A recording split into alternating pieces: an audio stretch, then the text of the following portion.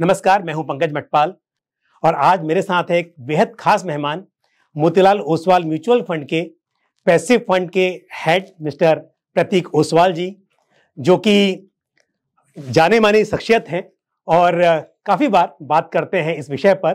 तो आज हम उनसे समझेंगे पैसिव फंड्स की क्या है इंपॉर्टेंस एक इन्वेस्टर के पोर्टफोलियो में और किस तरह से इन्वेस्टर्स को पैसिव फंड्स चुनते समय किन बातों का ख्याल रखना चाहिए, किस तरह की स्ट्रेटेजी बनानी चाहिए।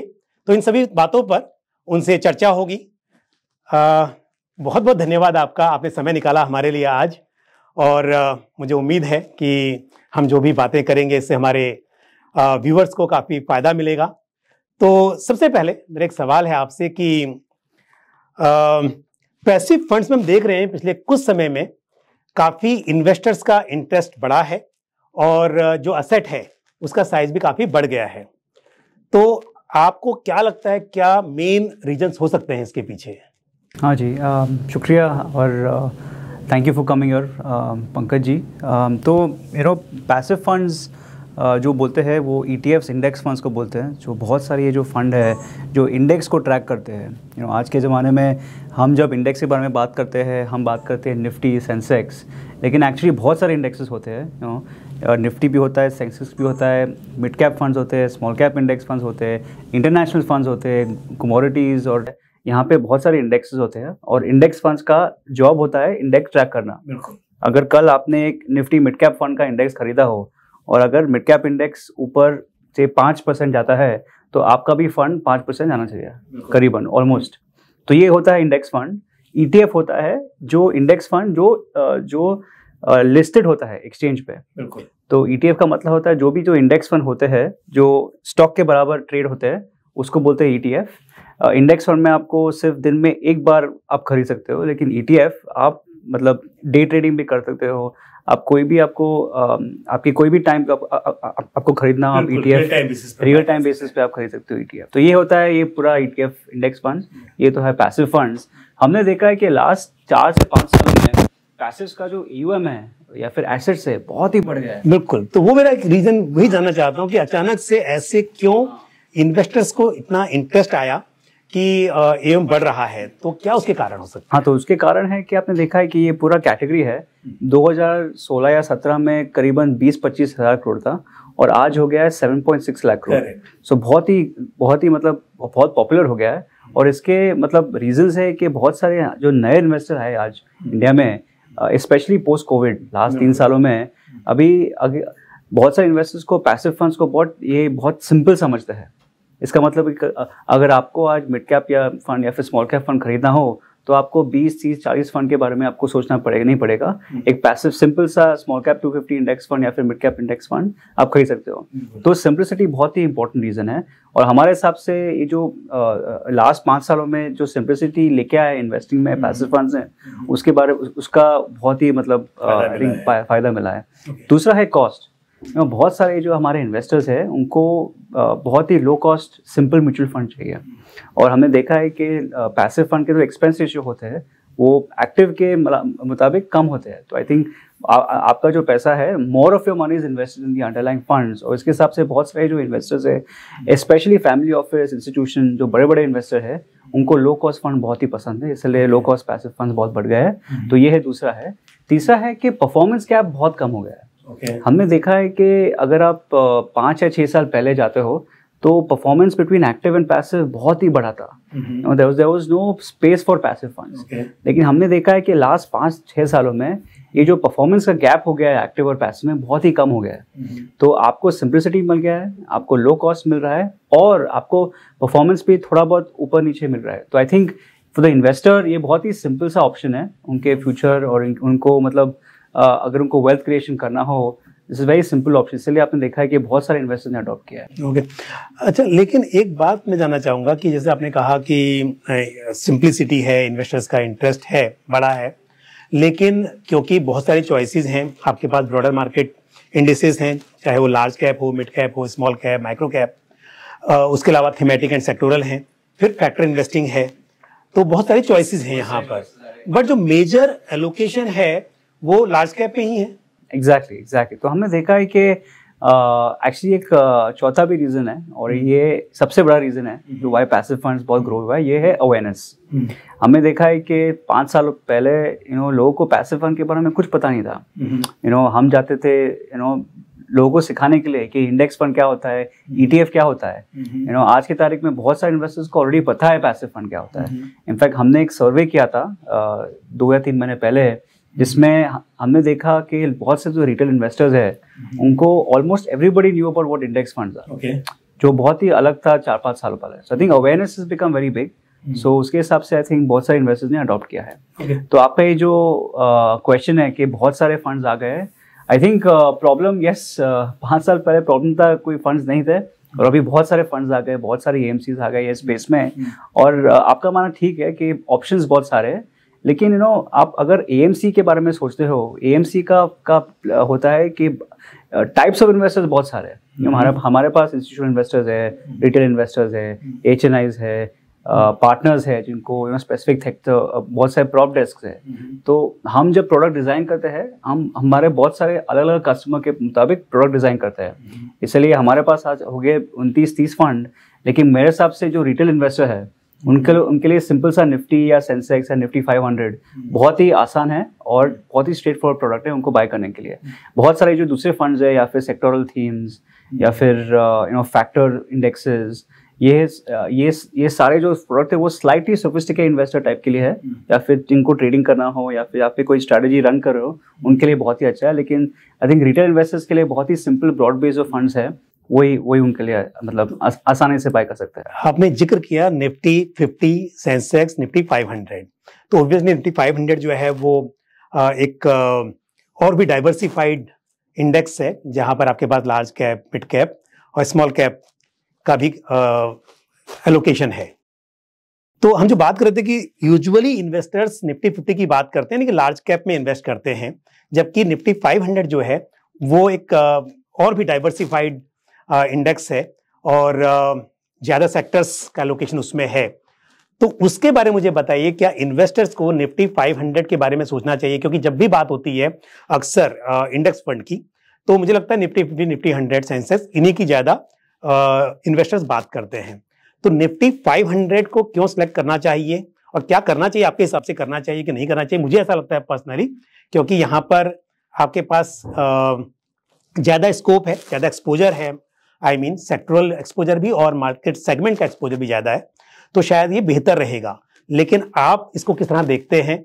और अगर इन्वेस्टर को इन्वेस्ट करना चाहिए निफ्टी 500 में, तो उसके लिए इन्वेस्टमेंट होराइजन क्या बहुत लंबा होना चाहिए? तो उस पर आप अपनी राय दें।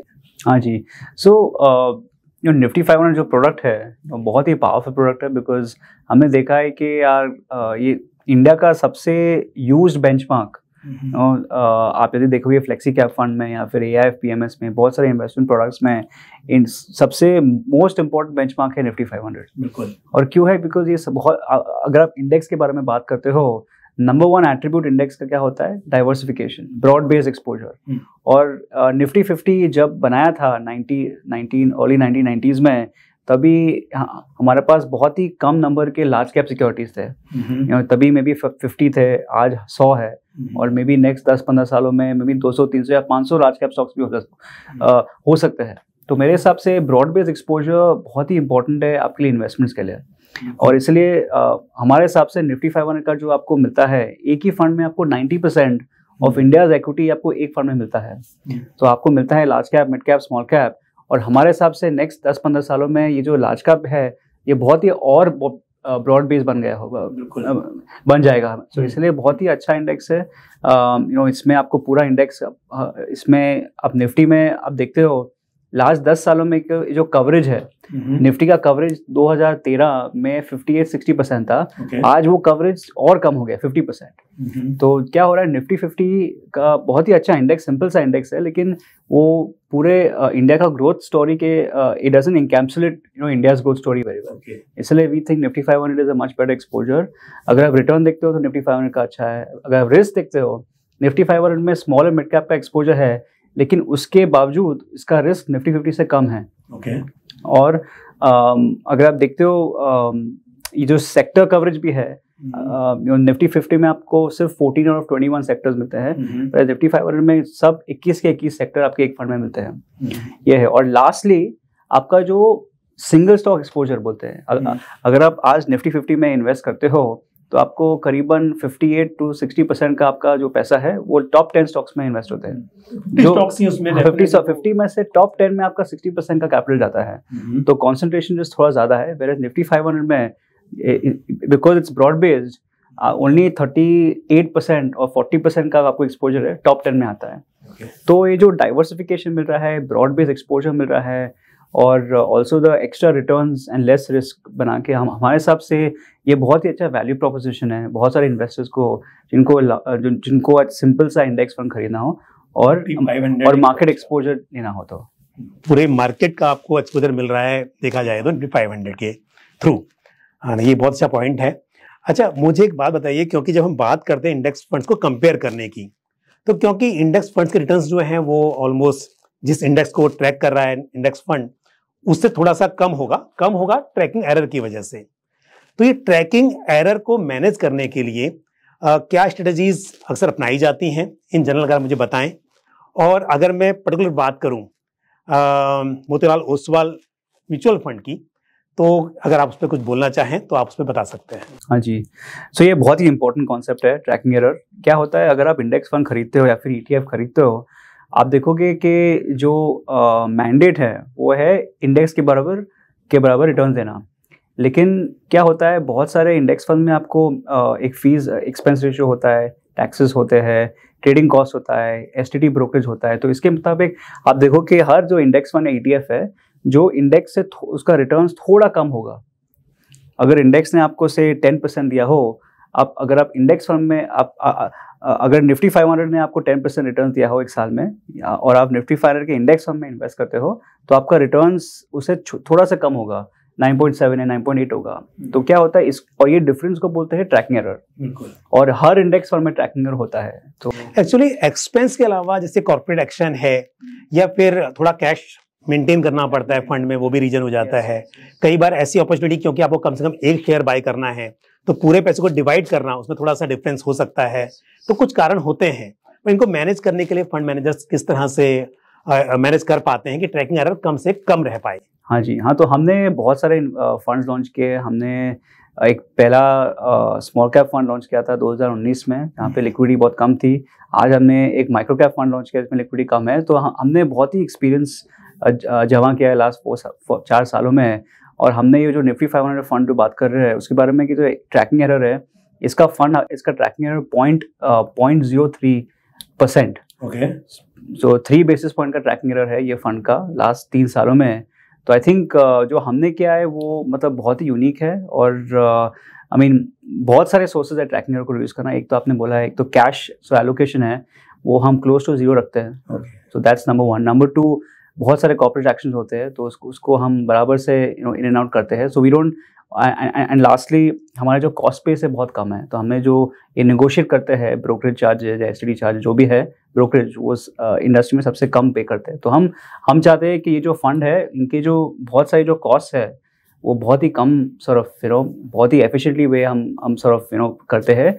और लास्टली है कि बहुत सारे जो इंडेक्स फंड ETF है इनका अगर आप देखोगे, हम बहुत सारा ये जो स्टॉक्स है ये securities lending and boring market में हम उसको ये लेंड करते हैं। ओके, तो उसमें से भी थोड़ा जो इनकम मिलता है एज पर रेगुलेशन वो फंड में री इन्वेस्ट होता है। ओके, तो हमने बहुत सारा ये किया है लास्ट 3-4 सालों में। और इसका जो रेवेन्यू मिलता है ये जो सिक्योरिटीज लेंडिंग में, वो ये सब हमारे यूनिट होल्डर्स के फंड में इन्वेस्ट होते हैं। तो इससे भी ऑल्सो बहुत ट्रैकिंग एरर कम होता है। ओके, प्रतीक, एक क्वेश्चन है बड़ा इंपॉर्टेंट मुझे लगता है कि जो इंडेक्स फंड्स हैं या ETF हैं ये जाने जाते हैं अपनी सिंप्लिसिटी के लिए।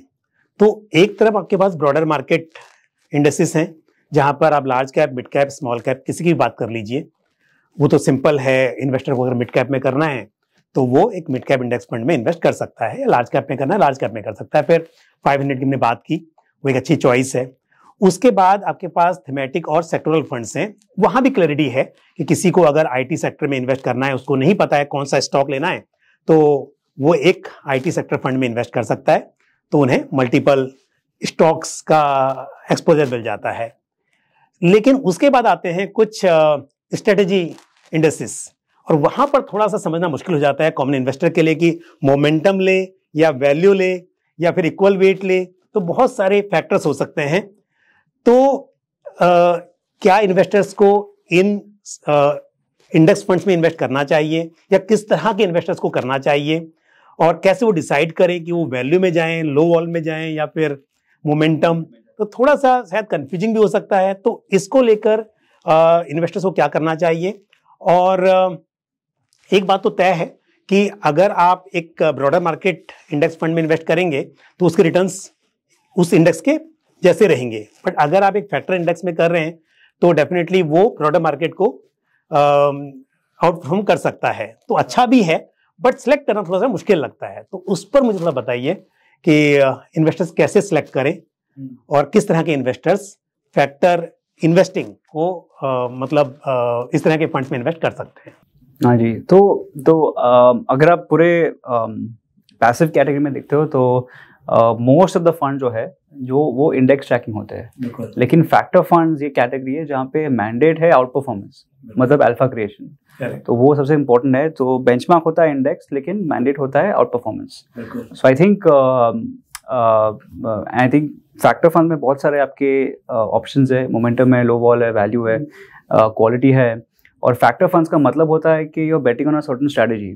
आप बेट कर रहे हो कि मेरे हिसाब से मोमेंटम की जो स्ट्रैटेजी है वो बहुत ही अच्छा करेगा। मोमेंटम का मतलब है जिन स्टॉक्स है जैसे लास्ट 6 या 12 महीने में अच्छा परफॉर्मेंस दिया है, द प्रोबेबिलिटी ऑफ वो stock doing well in the future बहुत ही हाई है। लो वॉल का है, आपका स्टॉक्स जो है बहुत लो वॉलेटाइल होता है। वैल्यू का मतलब है स्टॉक्स होते हैं वो बहुत ही चीप है, price to book, price to earnings के हिसाब से। ये हमारे लिए बहुत अच्छा समझना। तो ये सब बहुत ही सॉर्ट ऑफ सिस्टमैटिक है। लेकिन हमारे हिसाब से इन्वेस्टर्स को ये पता होना चाहिए कि जस्ट लाइक एक्टिव फंड्स इनका भी आउट परफॉर्मेंस, अंडर परफॉर्मेंस होता है। तो अगर आप इसमें खरीदते हो और एक्सपेक्ट करते हो कि ये आउट परफॉर्म करेगा तो वो गलत है। डिफरेंट मार्केट्स में डिफरेंट फैक्टर्स आउट परफॉर्म या अंडर परफॉर्म होते हैं। तो इन्वेस्टर्स जो ये फैक्टर्स में इन्वेस्ट करते हैं उनको आई थिंक वन इज, तो ये थोड़ा सोफिस्टिकेटेड प्रोडक्ट है। तो बहुत ही इन्वेस्टर्स है जिनको ये पता, हैव नॉलेज और वो looking to get deeper into strategies, can look at factors. और दूसरा है कि बहुत ही लॉन्ग टर्म नेचर का ये प्रोडक्ट है। तो अगर आप इन्वेस्ट करते हो तो हो सकता है कि 1-2 साल ये अंडर परफॉर्म करे और ये आउट परफॉर्म भी सर्व करे। लेकिन हमने देखा है लास्ट 60 सालों में यूएस में ऑल ये चारों फैक्टर्स है, चारों ने आउट परफॉर्म किया है, लेकिन डिफरेंट मार्केट कंडीशंस में। तो इस हिसाब से कह सकते हैं कि एक रिटेल इन्वेस्टर को मेनली निफ्टी 50 में इन्वेस्ट करे, निफ्टी 100 मतलब एक लार्ज कैप इंडेक्स फंड में इन्वेस्ट कर ले। उसके अलावा अगर मिड कैप, स्मॉल कैप में करना है तो वो चॉइसेस अवेलेबल हैं। और फिर निफ्टी 500 की हम बात कर रहे हैं, बहुत ही सिंपल है कि आपको पूरे मार्केट का एक्सपोजर मिल रहा है। उसके बाद यदि आप चाहते हैं कि इस तरह के फैक्टर इन्वेस्टिंग का फायदा लिया जाए तो आपको किसी प्रोफेशनल की मदद लेनी चाहिए, तो वो बेहतर होगा। एब्सोल्युटली, हाँ। जो आई थिंक जो रिटेल इन्वेस्टर्स है उनके लिए आई थिंक बहुत ही सिंपल सा आपका जो ब्रॉड बेस्ड फंड्स है, Nifty 50, Nifty 500, mid cap, small cap, बहुत ही इंपॉर्टेंट है। उनके एसेट एलोकेशन के मुताबिक वो इंडेक्स फंड में इन्वेस्ट कर सकते हैं। बाकी सब इंस्टीट्यूशनल, फैमिली ऑफिस में इंस्टीट्यूशनल पेंशन फंड बहुत है। I think the best is by an advisor. बिल्कुल, ताकि अगर आप ब्रॉडर मार्केट बेस इंडेक्स जो है उसको आउटकम करना चाहते हैं तो सही इंडेक्स चुनना वो शायद बहुत इंपॉर्टेंट हो जाता है। तो प्रतीक जी, थैंक यू वेरी मच, आपने समय निकाला हमारे लिए और बहुत सी इंपॉर्टेंट बातें बताई। मुझे पूरी उम्मीद है कि इससे हमारे व्यूवर्स को काफी फायदा मिलेगा। So once again thank you very much. Thank you.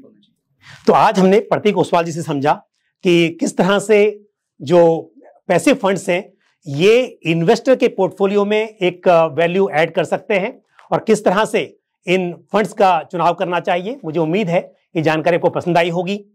आज के इस एपिसोड में इतना ही, लेकिन आप जुड़े रहिए हमारे साथ। अगले एपिसोड में फिर आपसे मुलाकात होगी। नमस्कार।